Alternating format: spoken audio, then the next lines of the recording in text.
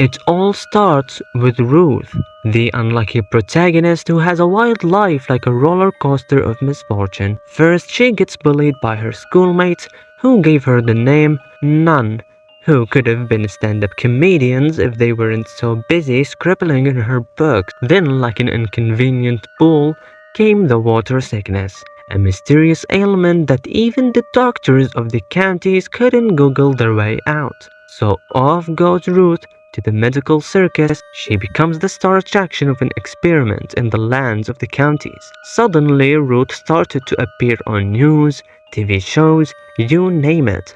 But fame turned Ruth's life into a hell to the point she couldn't even choose her own clothing, which makes you wonder, what kind of parents did she have? While her school bullies, the shape-shifting little imps they were, tried to kiss up to her, while also the counties promoted the cure and the people guzzled it down like it was the latest trendy drink. Ruth felt like a walking punchline, as the so-called cure was just a lie and made no difference to end her sickness. Then came the severe episodes of nightmares. So naturally, her parents sent her to the county psychiatric institute, where she met Dr. Otto, the counselor. The counselor prepares for his deep dive into Ruth's mind, where the first session begins with Otto holding Ruth's case notes like they are ancient scrolls, suggesting it's just an average case of horror ordeal, a common affliction in the world of the weird patients he deals with. Deciding to start things off with a trust-building exercise, Otto welcomes Ruth to his office. She starts ranting about the recent tragic demise of her parents' plant, now a victim of aphid munchies. At first, Ruth is reluctant to talk about her dreams, but Otto assures her she's in safe space. Ruth recalls the peculiar scene of waking up in a snowy field, a frosty nightmare, straight out of Stephen King novel. Ruth finds herself in a narrow passageway, peering through a hole in the stone wall, and an odd feeling washed over her. Was like a calming voice informing her, "Hey, you're lost in a giant stone monster veins. Have fun." So, what's the girl to do?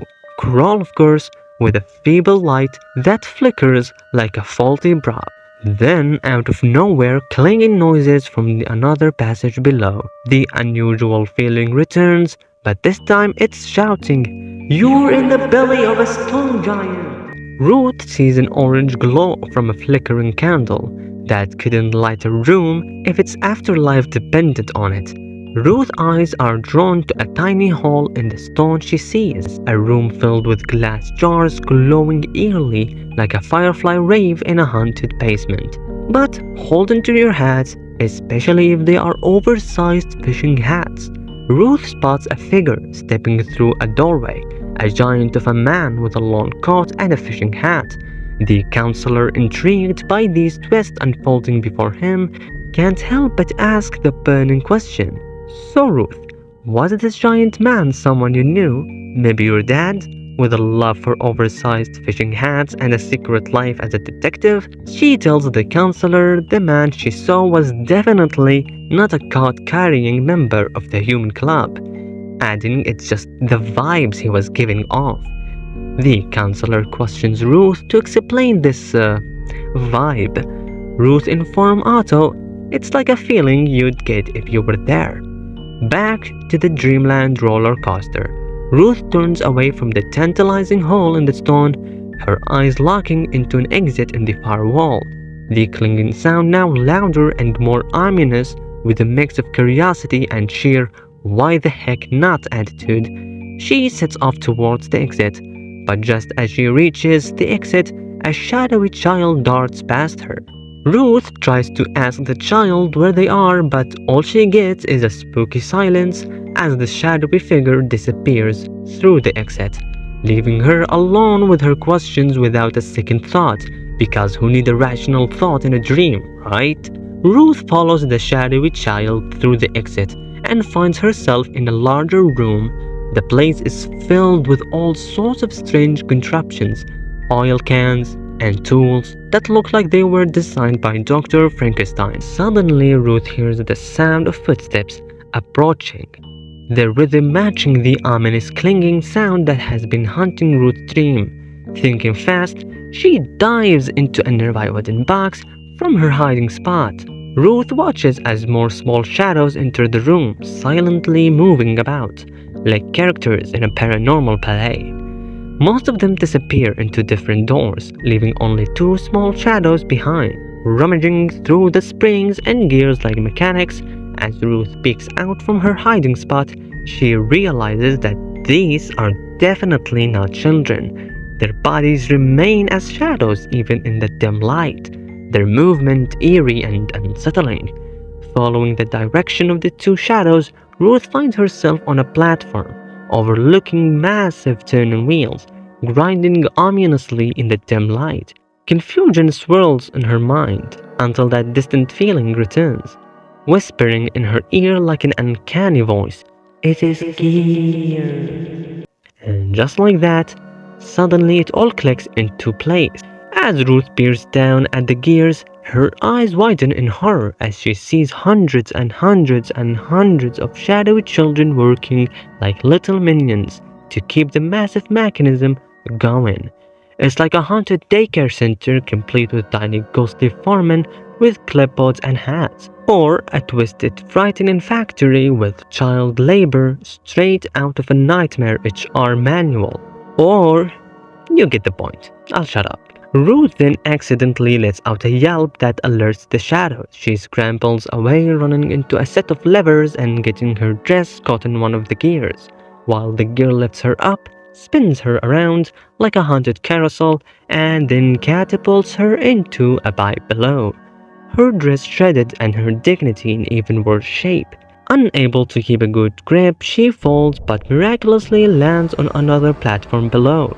The fabric from her torn dress that was caught in the gears distracts the shadows long enough for them to stop pursuing, giving her just enough time to make a track star and sprint away. Ruth grabs hold of her rod and descends down the space along the wall. She peeks through a crack in the stone, her heart pounding like a possessed drum, and hears painful cries echoing from within. As she looks into the crack, she sees a room filled with chains and three identical nun-like dresses, freshly pressed and hanging by a bed. See, even ghosts have a laundry day. And a frail man chained up. But it's not just any man, oh no. This man has a distinctive smell, like rotten eggs. Yikes. Because apparently it's not enough to deal with creepy creatures in a dream anyway. The counselor, now thoroughly confused and probably questioning his life choices, questions Ruth's olfactory abilities, asking if she is absolutely certain she could smell the man. Ruth, with a sassy look, reminds him that he told her to be honest about her dream, and she is. She could definitely smell the man. After reassuring the counselor that she hasn't completely lost her mind, at least yet, Ruth continues her descent into the walls, her curiosity outweighing her fear. Barely. On the other side of the wall is an entirely different world, a world filled with mysterious ticking sounds growing louder and louder. Feeling the urge to give up climbing down, she stops to listen to the ticking, nearly falling asleep from the hypnotic rhythm. But just as she's about to nod off into the freakish dreamland, the shadowy child with hair covered in goo suddenly appears, giving her a burst of adrenaline. Before she can ask, "What's up?" with the goo hair, the child covers her mouth with a gooey hand, "I know, ew," and points to another crack in the wall. As Ruth descended into the walls, finally she emerged on the other side, only to find herself in a hideous workshop. The room was filled with half-made projects that looked like they were designed by a sinister Bob the Builder, complete with wood, metal, straps, and cranks dangling ominously. It was like the DIY section of a haunted Home Depot, and Ruth couldn't decide whether to redecorate or run for her tiny life. But the real terror came when Ruth noticed a tall woman in the room, wearing a dress she had seen before, on a particularly creepy mannequin. The tall woman seemed to be the mastermind of the new messed up crew behind this alternate dimension of the Minions workshop. The tall lady tirelessly built things for hours on end.